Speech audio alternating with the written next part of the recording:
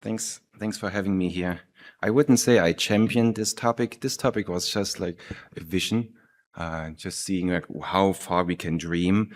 I have been like those are the steps I would like to go through from rethinking of strength, maybe from resistance to coexistence, using the UHPC, the ultra high performance concrete, as a platform, then designing differently. Maybe you want to design for life. What does it mean? What kind of evidence we have nowadays and the potential impact, and then closing with another slide there. So I love concrete for a long time, and I was already really excited about making it stronger, making it more resilient, making it last longer.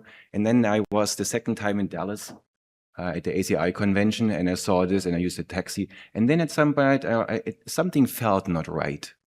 It's like, do I want to do like when I look at this, do I want this exactly to last longer? Does it feel good? So we are driven by strength, right? By our load-bearing capacity, by our motivation to create more durable, resilient structure. But it's like, if we are frankly, pretty as much self-centered. Humans first, nature second, or maybe nature as a second thought.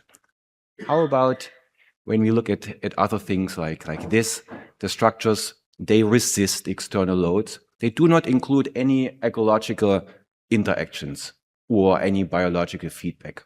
Our materials we design, they are dense, they are impermeable, besides impervious concrete. It's good too. They block moisture, block roots, block biocolonization. Coatings and sealers are specifically designed to suppress biogrowth. So this is like called an anthropocentric design paradigm, means like human-centered, where the infrastructure serves as a barrier, like separating, if you really think about our human life from environmental variability, right? We want to like protect ourselves from floods, from corrosion, from environmental destruction, and so on. And then we create like cities, urbanization like this. So we kind of minimize this natural influence and rather collaborating together. So the outcome is, to the left side with urbanization, you have heard this low biodiversity, there's some air pollution, and there's water pollution, there's soil pollution, there's light pollution, there's a lot of noise, there's traffic, there's stress, and so on. Maybe it creates violence. So some outcomes is like coming back to the system, it's like relatively rigid. It's limited in terms of adaptability. We have sealed surfaces which interrupt with the connection with nature. And then the severe health risk I already mentioned, not only to us, but to nature in general. And if you look at pictures, I give you a second to think about how you feel about that. I mean, obviously those are some extreme pictures, but right? We can do differently, and we do already differently. Let's see how you think about that. Do you feel the difference? I did. So we could design more stepping away only from resistance, maybe towards coexistence. Research study has showed, like in urban area, when we lose stress, anxiety, and the balance of connection, nature brings this back. And so we can do this with texture surfaces, eco-engineering embankments, living shorelines, and so on, bio-receptive concrete. So there can be a paradigm shift from this human-centered paradigm, maybe towards resilience through coexistence, integrating flexibility, absorption, and ecological participation. Of course, this is an AI-generated picture, but it took a while to like exactly what I want to have. And the infrastructure rather adapts, or that adapts rather than only resists. So instead of a separation and an exclusion, a nature-positive infrastructure would seek for resilience through integration and through symbiosis. So how does it look like? How can we use UHPC as a platform? So ultra high performance concrete can be the enabling material or the structure. I just pulled an overview together here about the mechanical performance in terms of like compressive strength. There's a column where you see UHPC. There's a column what you see about normal concrete in terms of compressive and strength and flexural strength and modulus and toughness and density and so on. And you see the improvement factors, how several times UHPC can be utilized too. And interesting, in terms of density, it's about equal in Poisson ratio, allowing this to make structures lighter and more filigrane.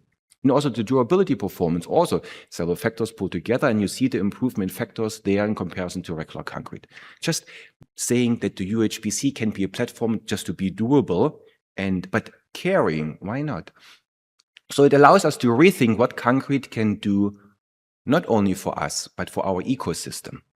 So if you use this enabling material, and bless you, mainly like 3 factors: strength and toughness. So it enables us to create ultra-light, thin, lightweight, slenderness ratio structures. So it would allow then more daylight, more airflow, more biological access. And you say the ancient footprints in France, for example, like it's a pre-stressed UHPC bridge, it's like so slender, just as an example. Durability, we know it enables us for more interaction with nature while preserving the resistance and freedom. In terms of castability, we can relatively free any form you want to know. So let's start with functioning coupling. Why not coupling load, capacity, service life with ecological roles, for example? Ecological roles means creating additional habitats, filtration, carbon capture. You see there spatial benefits like creating a room to allow them for cavities, shaded zones for plants or marine organisms. A passive symbiosis where the elements, they can channel moisture inside to provide nutrients for plants and other things to grow, serve as then as structure and as ecosystem substrate.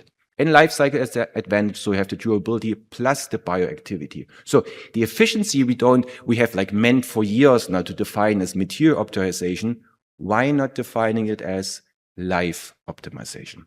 And with this goes relatively quick. So we can then translate the idea of coexistence into structural material functional design, where traditional UHPC, primarily designed for strength, impermeability, longevity, now can be used for nature positive UHPC design, defining roles as supportive, permeable, self-renewing.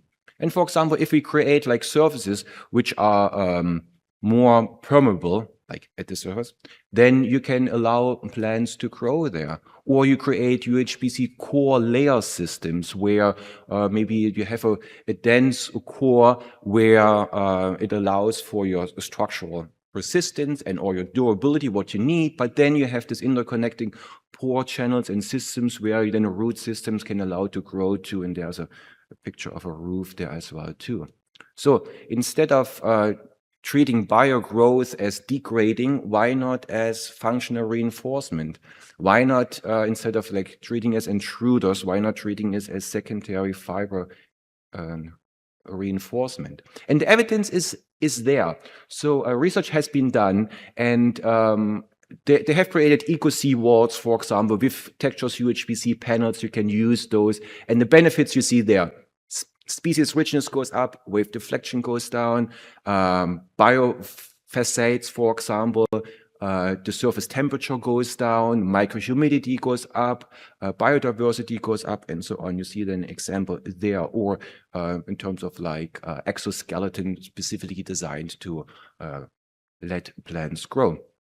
So field evidence confirms integration strengthens both life and structure. So nature positive UHPC demonstrated ecological gain and engineering reliability are mutually reinforcing, not competing.